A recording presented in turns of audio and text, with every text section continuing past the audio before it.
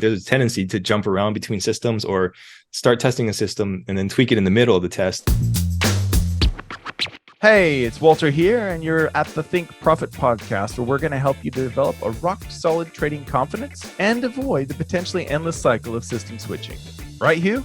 That's right. We're going to help you develop a wealth mindset, develop a trading strategy that fits your core personality, and help you overcome the obstacles that stop over 90% of traders. All right, Hugh, sounds good. You ready to go? Yeah, let's do this. Hey, Walter, somebody wrote in on YouTube and said, hey guys, I love the content. Been listening for hours on Spotify. Person's a futures trader and been trading 3 years with no avail. I've backtested tons of strategies, 500 plus hours backtesting by hand, but I'm not sure if my strategies are long-term profitable. And I would like you guys to talk to see what I need to make a career out of this, because I want this more than anything. If that would be possible, let me know. So what do you think about those comments? Okay, so number one is, if you backtested as you anticipate trading live, and you believe that you've got good data, then you just run through the formula. The formula is, you can look it up online, but basically what you do is you take your average winner multiplied by your win rate. Okay, so that's in brackets, and then you add that to your average loser multiplied by your loss rate, which is going to be a negative number. So you're adding the profit to the losses, right? And that's going to tell you about what you're going to see. So you can do that for one trade. So let's say one trade is risking $500 or whatever, right? That's going to tell you what you're expecting to pull out of the system for every $500 or whatever the amount is at risk, right? So now the tricky part is, if that number's negative, you have to decide, is this a system I want to trade? I like it, I just need to tweak it, or, which it kind of sounds like what this trader is saying, or you want to go with something totally different. A hack is to actually look more at your exit. Usually your exit is going to give you, like tweaking that is going to give you a better result than anything else. Most of the time we look at entries, exits where you probably want to be, in terms of like, if you like it, if you think it's good, and it's close, you know what I mean? Like it's almost profitable or whatever. Now, if, however, you run all those numbers and they're profitable, but whenever you actually try and test it on a demo, like a live demo or a live account, it doesn't make money, then you have a different issue, right? It's not the system anymore.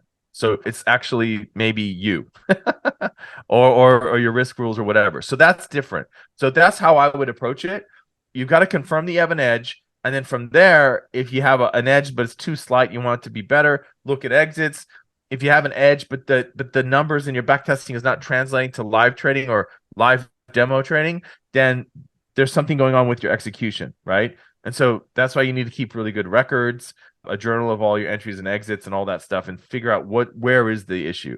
That's just a big sort of 35,000 foot view of the approach. And so, because you really want to know, there's three things. It's either the system, it's me, or it's my risk rules, right? It's always going to be one of those. So you just got to figure out which bucket is it in. Mm-hmm. Yeah, totally.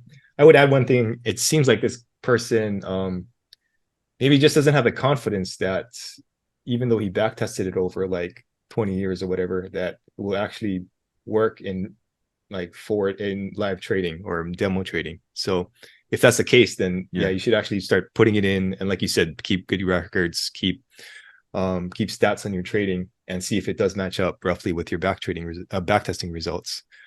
If he's prepared, like if he's done the work, he or she has done the work, like you say, the backtesting, then that's where confidence comes from. Like in anything, if you're prepared, if you're over prepared, that's where your confidence comes from, right? Mm-hmm. You should only be unconfident if like you have no idea what's going to happen, right? If you haven't prepared for all the different, it's in every, like it's the same, like if you go into a debate and you're prepared for all the counter arguments, right, then you're ready. Mm-hmm. Or you go into a game as an athlete or a coach, and kind of, okay, this is what the other team's likely to do, but if they do this, we'll do that, and you have all the situations mapped out. You're prepared, so you're confident, right? Like you see these people before the Super Bowl or whatever, these players, and they're supremely confident because they've gone over every, you know what I mean? They know mm-hmm. exactly what they're going to do.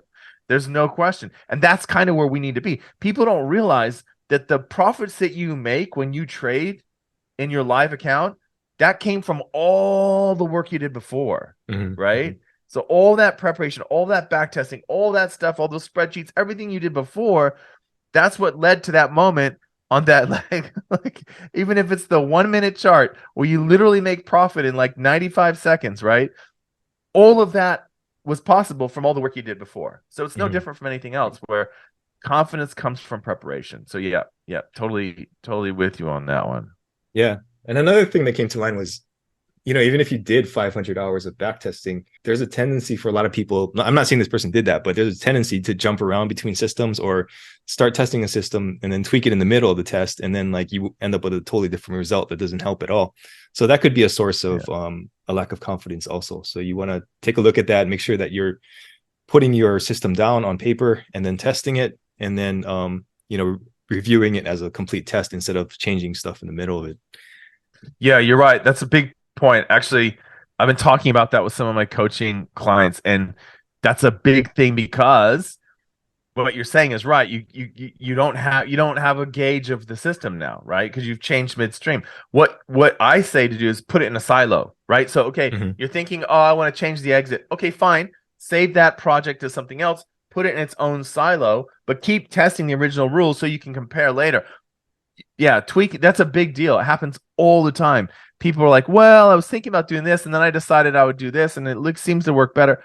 Yeah, that's fine, but you got to keep them in a silo, keep them separate so that you're not contaminating your backtesting. That's a huge issue, and I'm glad that you brought it up because it's really common. I do that all the time, and I have to stop myself. Okay, what am I testing here? You know what I mean? Okay, boom, put it here, and I just saved the project, and then that forked off, the new idea becomes a different project, right?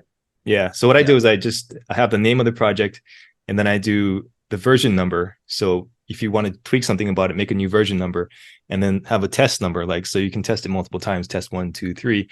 And I find that's a good way to file it and you can find it later. Yep. Perfect Cool. stuff. Yeah. All right. Thanks, Walter. Thanks. All information in this podcast is for educational and informational purposes only and is not trading or investment advice.